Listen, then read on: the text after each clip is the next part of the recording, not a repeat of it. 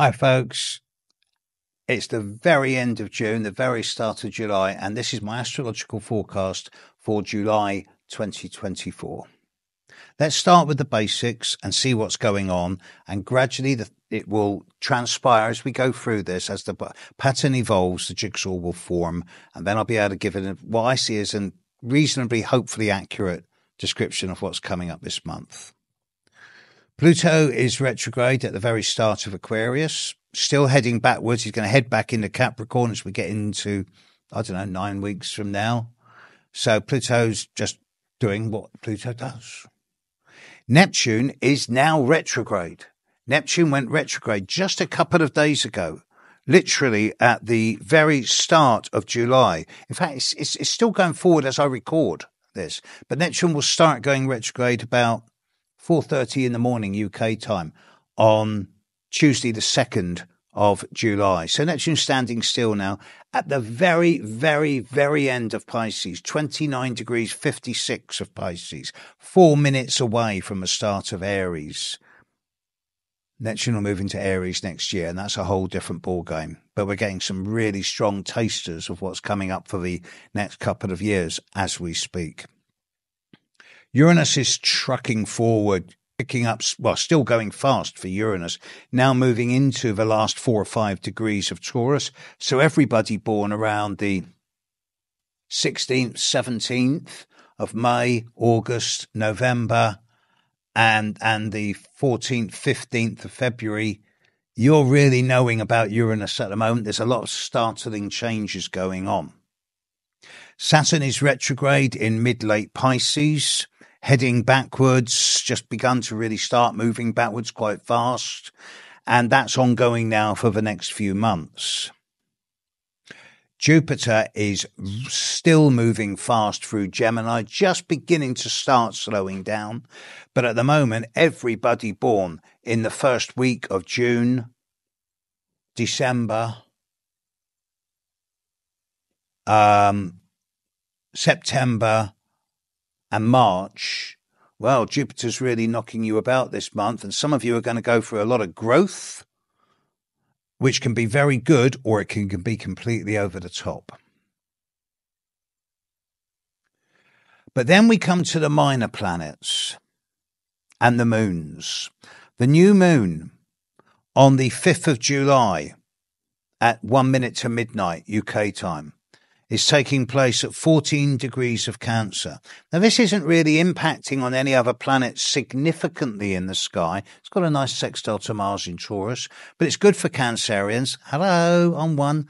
But it's a nice enough energy for a new moon. Mercury starts the month in Cancer, whizzes through Leo, starts to slow down as it gets towards the end of Leo and moves into Virgo at the end of July. And we will be moving into a Mercury retrograde as we get into August. During Mercury's journey through Leo, it's going to oppose Pluto in the next couple of days. 2nd, 3rd of July. That's a bit of there's going to be 1 or 2 sharp comments in the press over the next couple of days. It's also going to square Uranus and sextile Jupiter and square Mars particularly, but nothing that really jumps out at me on this one. Venus starts the month in Cancer, moves into Leo around the 11th, 12th of July. I find it difficult to be concerned about Venus's movements. Enter Mars. Mars is now halfway through Taurus. Over the next week or so, Mars is going to sextile Saturn. Nice. And then Mars will conjunct Uranus at 25, 26 degrees of Taurus. And this will take place over the period of the 13th through to the 18th of July. And this is happening in a very powerful place in the horoscope of Donald Trump. It's also taking place around the time of the Republican convention. And I suspect that there's going to be considerable fireworks in the American political field around the middle 10 days of July. Immediately after this, Mars will move into early Gemini, where it will conjunct Pluto, trine Pluto, suggesting that as we get into 20th, 21st, 22nd of July, there's going to be some incisive but positive actions in the world around accelerating the future. Some of the old attitudes, some of the old people and dinosaurs are going to be gently shifted to one side so that the new and the less old, not the youthful, but the less old can come in. And then at the same time as Mars leaves Taurus and moves into Gemini, it is the once every year full moon in Capricorn. And this full moon will be at 29 degrees of Capricorn. This will take place on Sunday, the 21st of July at about 20 past 11 in the morning, UK time, at 29 degrees 10 minutes of Capricorn. This is going to be 1.5 degrees away from Pluto in the sky. Full moon conjunct Pluto.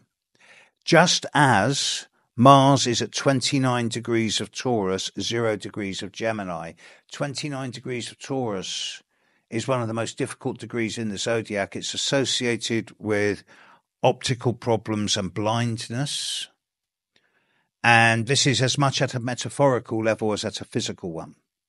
So it seems to me that as we get into the middle 10 days of July, the American political situation is really going to come under the microscope and into the sharp focus, which is then going to lead to a really short, sharp period of concentrated, incisive, sharp actions and decisions, which could actually get quite messy.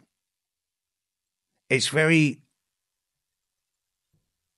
imagery I'm getting is that of a spear or a javelin, something really sharp that's going to incisively cut away parts of the old. And this is all happening around the 19th, 20th, 21st of July.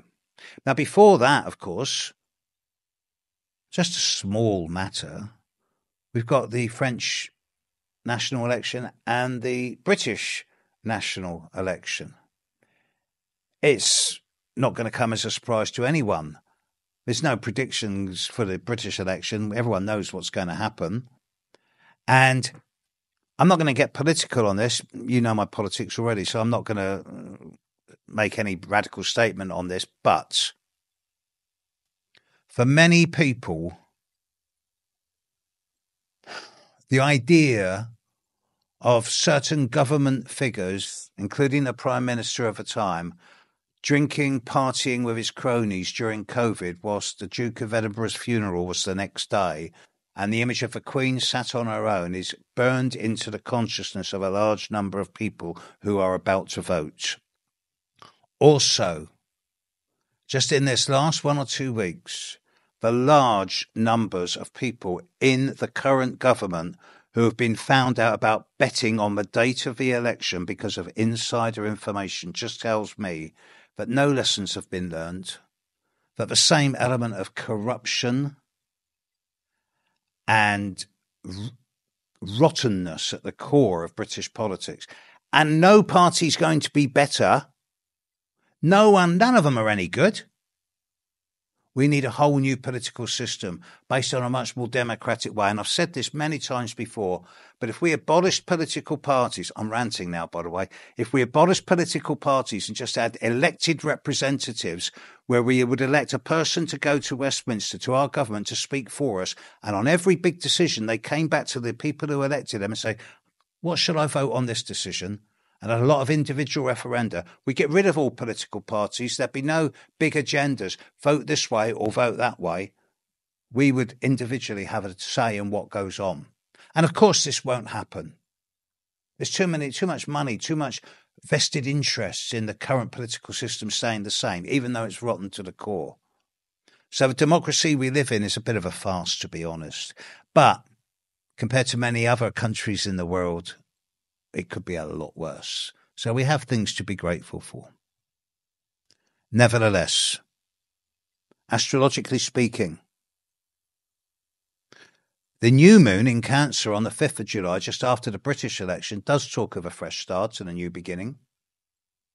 The full moon on the 21st of July really does talk of a lot of endings, and I suspect this is less to do with Britain and more to do with other countries in the world. The Mars-Uranus conjunction around the 15th, 16th of July, to be precise, is to be watched out for. And if any of you have planets at 24, 25, 26 degrees of the fixed signs, Taurus, Scorpio, Leo, Aquarius, caution around that time. More likely to be accident prone, clumsy, impulsive and impatient than normal. And yeah, just don't rush across the road in a hurry, be sensible. This is a provocative month. It's not going to be easy, but it's not the little people like you or me who are going to get hurt. It's the big boys. There's a lot of big bruising coming up, and everything else will just carry on as normal. We'll still be able to buy food in the shops, still be able to watch television, and blessed enough to say still be able to make our own commentaries on YouTube and our own related platforms, because we still live in a world where we have that ability, and that is something I'll always be grateful for. Have a great month. Make sure you walk away from arguments and disagreements rather than get involved, and you'll be doing yourself and the world a big favour. Catch you very soon. Take care now. Bye.